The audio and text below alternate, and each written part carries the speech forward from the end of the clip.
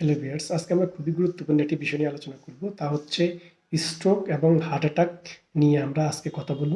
আমরা অনেকেই জানি না যে স্ট্রোক কী এবং হার্ট অ্যাটাক কী, এর লক্ষণ এবং এর প্রতিকার সম্বন্ধে আজকে আমরা আলোচনা করব। প্রথমত হচ্ছে স্ট্রোক।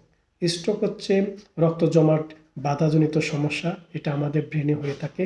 এর ফলে আমাদের শরীরে পক্ষাঘাত দেখা দিয়ে থাকে, আমাদের দৃষ্টিশক্তি নষ্ট হয়ে যায় এবং আমাদের কাউকে চিনতে না পারা, এই ধরনের সমস্যা দেখা দিয়ে থাকে। এটা সাধারণত আমাদের মস্তিষ্কের রক্তনালী শুকিয়ে গেলে বা রক্তনালী ফেটে গেলে আমাদের এই স্ট্রোকের সমস্যা, এই লক্ষণগুলো দেখা দিয়ে থাকে।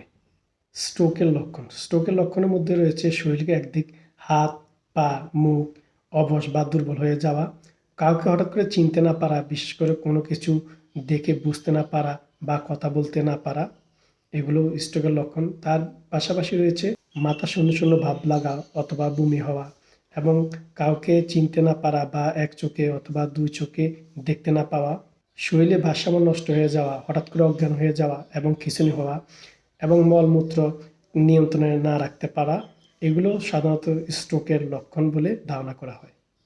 এবার আমরা আলোচনা করব হার্ট অ্যাটাক। হার্ট অ্যাটাক হচ্ছে বুকে প্রচণ্ড ব্যথা হবে এবং বুকের ব্যথা হাতের দিকে অথবা আঙ্গুলের দিকে যাবে, শ্বাস নিতে কষ্ট হবে এবং বুকের পিছনে প্রচণ্ড ব্যথা অনুভূত হবে। এগুলো হার্ট অ্যাটাকের লক্ষণ। হার্ট অ্যাটাক থেকে প্রতিরোধের উপায় অনেকগুলো রয়েছে।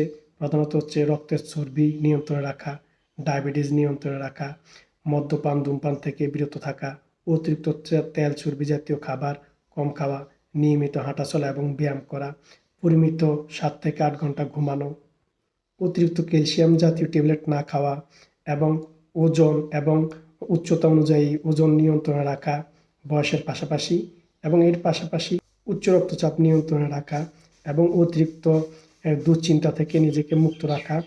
বেশি উচ্চ স্ট্রেস নেওয়া যাবে না।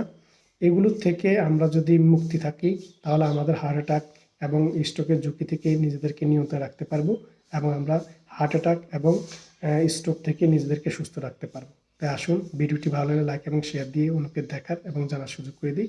সবাইকে ধন্যবাদ।